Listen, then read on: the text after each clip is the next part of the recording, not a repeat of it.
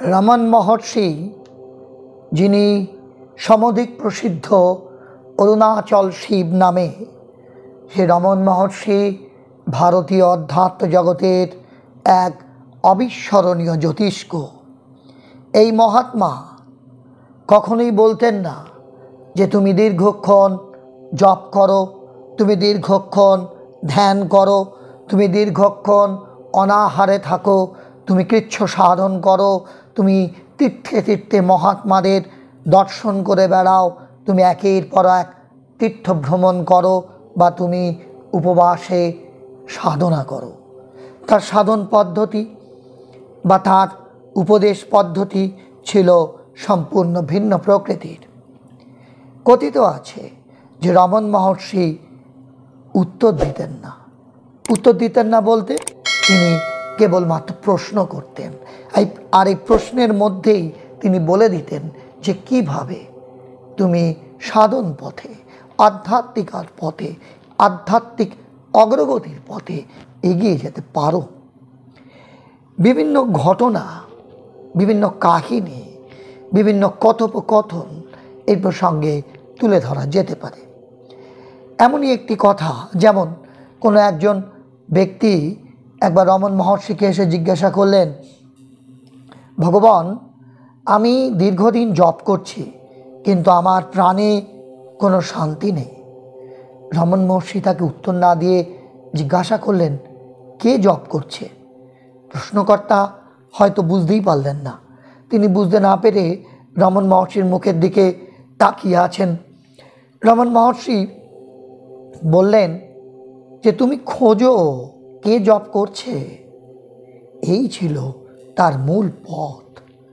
অর্থাৎ তিনি বারবার করে বলছেন, এবং তিনি ওই ব্যক্তিকে আবার বলছেন যে প্রশ্ন করো আমি কে। তার এই উপদেশ সকলের জন্য।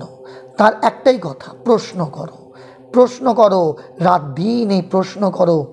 যে কাজ, যে চিন্তা, যে অনুভব যার মধ্যে দিয়েই যাও, সেই মুহূর্তকে ভেসে যেতে দিও না, নিজেও ভেসে যেও না।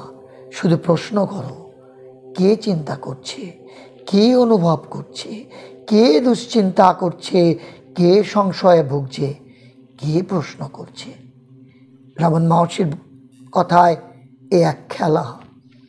রমন মহর্ষি বলছেন না যে তুমি তার থেকে দীক্ষা নাও, তিনি বলছেন না তুমি অমুক গুরুর কাছে গিয়ে তার থেকে দীক্ষা নাও, তুমি কাউকে গুরুকরণ করো, তুমি সন্ন্যাস নাও, তুমি সংসার ত্যাগ করে বনবাসে চলে যাও, তুমি পূজা করো, এ কথাও তিনি বলছেন না।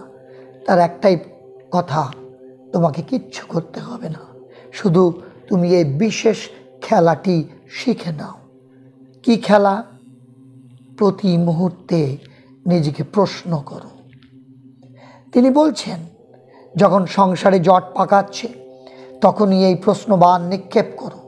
যখন সব কিছু মোলায়েম আনন্দ লহরীতে বয়ে চলেছে তখনও এই একই প্রশ্ন করো। কি প্রশ্ন করবে? যে আনন্দ যে আসছে, আনন্দ যে ভোগ করছে, আনন্দ যার কাছে আসছে সে কে? দুঃখ যার কাছে আসছে সে কে? বারবার এই প্রশ্ন করতে হবে। রমন মহর্ষি বলছেন যে ঈশ্বরকে জানবার কোনো দরকার নেই, ঈশ্বরকে দেখবারও দরকার নেই, ঈশ্বরের সন্ধান করারও দরকার নেই, শুধু নিজেকে খোঁজো। তোমার গভীর ঘুমের মধ্যে কে জেগে থাকে? কে স্বপ্ন দেখে? কে স্বপ্নকে অনুভব করে? মহর্ষি রমনের ভাষায় এ কিন্তু কোনো তর্কের বিষয় নয়, এ প্রশ্নের বিষয়। এ প্রশ্ন বাইরের কাউকে করো না, এই আত্মজিজ্ঞাসা, এই আত্মজিজ্ঞাসার উত্তর বাইরে থেকে আসে না। তাই তার বক্তব্য যে কোনো গুরুর কাছে বারবার করে ছুটে গিয়ে প্রশ্ন করার দরকার নেই যে কোন পথে চলবো, কিভাবে চলবো, কিভাবে আমি অধ্যাত্ম জীবনে এগোবো, কিভাবে আমি ঈশ্বর দর্শন করব। রমন মহর্ষির সোজা সাপটা পথ। বাইরের গুরুর একটাই কাজ, ভিতরের গুরুকে জাগিয়ে তোলা। ভিতরের গুরু তখন তোমায় ভিতরে ডাকবে, তুমি স্থির হবে, সংসারে দাঁড়াবার পাটাতন পাবে। সংসারে দাঁড়াবার এই পাটাতনটার নাম কি জানো? সংসারে দাঁড়াবার এই পাটাতনটার নাম ঈশ্বর। রমণ মহর্ষি আরও বলছেন যে যতই তুমি কৃপা করো বলে চিৎকার করো, কেউ তোমাকে কৃপা করবে না। তোমাকে বারবার প্রশ্ন করতে হবে যে কাকে কৃপা করবে, কে কৃপা চাইছে। এই প্রশ্নের উত্তর যেদিন তুমি পাবে, সেদিনই তুমি বুঝবে যে তুমি কৃপা পেয়ে গেছো, তুমি তাকে পেয়ে গেছো যার সন্ধানে তুমি এতদিন ধরে ঘুরছিলে।